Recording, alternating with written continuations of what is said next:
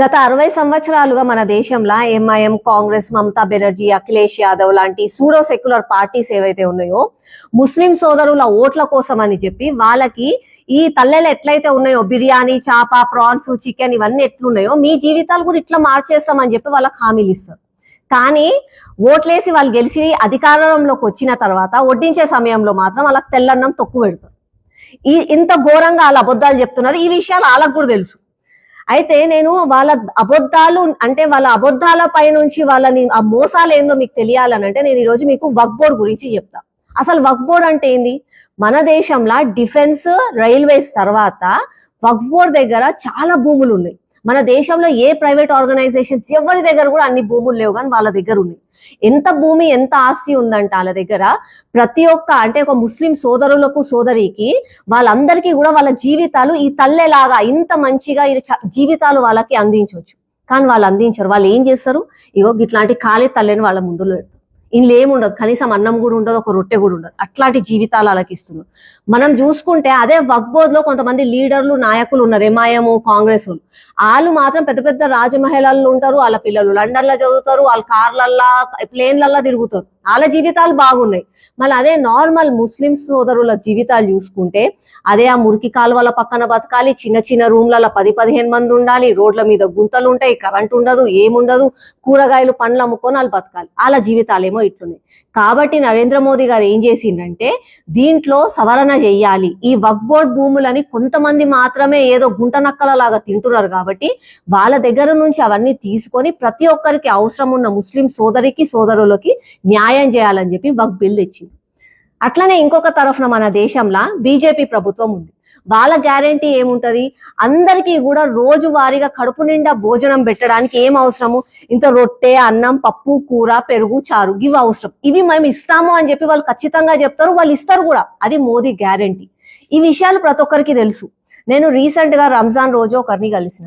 వాళ్ళని అడిగిన, బైసాబ్ మీరు ఇవన్నీ తెలుసు కూడా కదా, మీరు ఎందుకు ఓట్లు వాళ్ళకి ఎందుకు ఓటేస్తారు అని అన్న.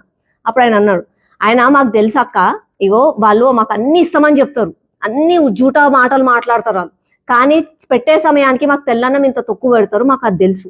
కానీ అయినా సరే మోదీ గ్యారంటీ గురించి కూడా మాకు తెలుసు. కానీ అయినా సరే ఓటేయడానికి మేము లోపలికి పోయినప్పుడు మా చెయ్యి ఎందుకో వాళ్ళ దగ్గరికే పోతుంది, వాళ్ళకే ఓటేస్తాం మేము. వాళ్ళు చెప్తుంది అబద్ధం అని కూడా మాకు తెలుసు. అదేదో ప్రేమతో మాత్రం మేము ఓటేయము, ఏదో ఒక మజ్బూరీకి, ఒక భయము, ఒక ఏమంటారు, ఒక ఇన్సెక్యూరిటీ వల్ల మేము వాళ్ళకు ఓటేస్తాము. వాళ్ళు మోసం చేస్తున్నారని తెలిసినా కూడా మేము వాళ్ళకు ఓటేస్తాము.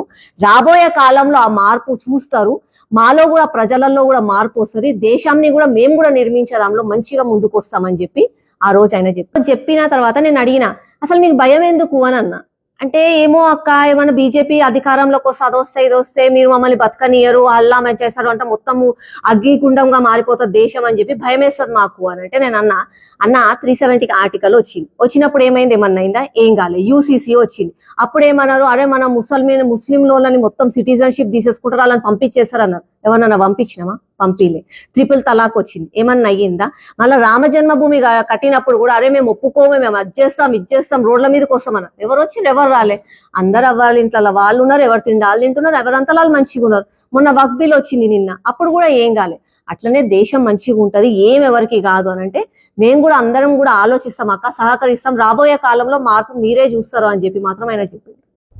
पिछले 70 साल से एमआईएम, कांग्रेस, ममता बनर्जी ये सूडो सेकुलर के पार्टियां मुस्लिम आबादी की वोट पाने के लिए उनको ये ताली के जैसा बेहतरीन दुनिया देते बोल के बोलते हैं। इसमें क्या है देखो, बिरयानी, नान, ये मच्छी, अंडा, प्रॉन्स, फिश, चिकन, ये डबल का मीठा, खीर, ये सब देते बोल के बोलते हैं। जब वो सत्ता में आने के बाद, वो लोग कुर्सी में बैठने के बाद हकीकत में तो ये सफेद चावल और ये अचार देते हैं। तो मैं आपको ये आम भाषा में, मेरे स्टाइल में आपको उन एमआईएम, वो सूडो सेकुलर पार्टियों का झूठी बातें और उनकी हकीकत बताने के लिए मैं आपको वक्फ बोर्ड के बारे में बोलती हूँ। एक्चुअली वक्फ बोर्ड क्या है? हमारे देश में डिफेंस और रेलवेज के बाद ज्यादा जमीन और ज्यादा जायदाद वक्फ बोर्ड के पास है।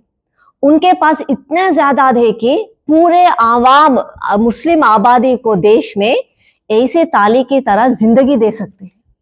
लेकिन वो लोग क्या करते हैं, ये खाली थाली देते हैं। अगर हम देखें तो कुछ लोग कैसे रहते हैं, छोटे कमरे में 10-15 लोग रहते हैं, छोटे छोटे काम, मैकेनिक, सब्जी बेचना, फल बेचना, ऐसे करते हैं। और उनके घर भी कहाँ रहते हैं, मोरियों के पास, गड्ढे में, रोड में ऊपर गड्ढे रहते हैं। और अगर आप वक्फ बोर्ड के मेंबर्स को देखते हैं, कुछ लोगों को, कुछ लीडरों को, उनके बच्चे लंदन में पढ़ रहे हैं, वो आलीशान बंगला में रहते हैं, उनकी जिंदगी तो बेहतरीन है। लेकिन आम जनता और आम मुसलमान जनाबा को, आबादी तो ये ताली के तरह खाली है और छोटे कैमरे में रह रहे। तो इसीलिए मोदी साहब और मोदी सरकार ने आज अमेंडमेंट करके वक्फ बिल लाया है। वो वक्फ बिल क्या है, वो वक्फ बिल में से क्या है, वो लोग, इतनी बड़ी ताली है, इतनी लोग रह सकते, इतनी लोग खाना खा सकते हैं उसमें, लेकिन केवल 4-5 लीडर ही अच्छे रह रहे। पूरे आवाम जो है, मुस्लिम भाई और बहन, वो तो उनकी जिंदगियां तो नरक में है आजकल। तो उनकी जीवन अच्छे करने के लिए ये वक्फ बिल में कुछ रिफॉर्मेशंस आज किए। तो मैंने हाल ही में एक ईद के दिन एक आदमी से मिला हूँ, भाई साहब से, उनसे पूछा हूँ, भाई साहब ये क्या है, आपको क्या ये सब पता है? तो उन्होंने बोला, दीदी मुझे ये सब पता है, एमआईएम के झूठे वादे, कांग्रेस के झूठे वादे मुझे पता है। वो लोग परोस के देते बोल के ये सब मच्छी बिरयानी वो सब देते बोलते हैं, लेकिन परोसते समय केवल सफेद चावल देते हमको, ये सब हमको मालूम है।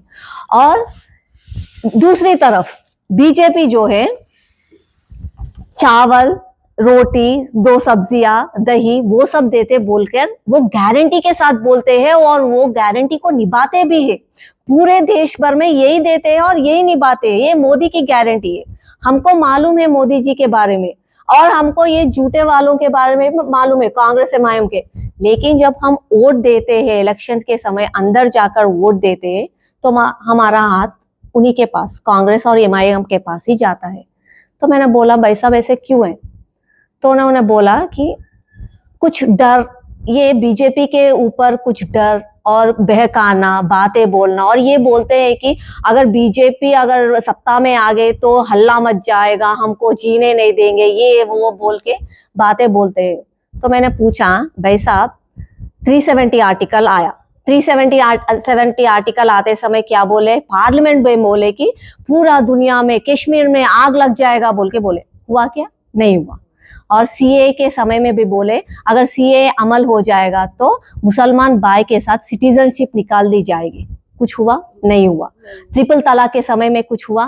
कुछ भी नहीं हुआ। राम जन्मभूमि जब हुआ तब भी बोले नहीं, हल्ला मच जाएगा देश में। कुछ हुआ? कुछ भी नहीं हुआ। सभी लोग शांति में रह रहे। हाल ही में ये वक्फ बिल के समय भी बोले नहीं, हम नहीं मानते, कुछ झगड़ा हो जाएगा, वो हो जाएगा। कुछ हुआ? कुछ भी नहीं हुआ।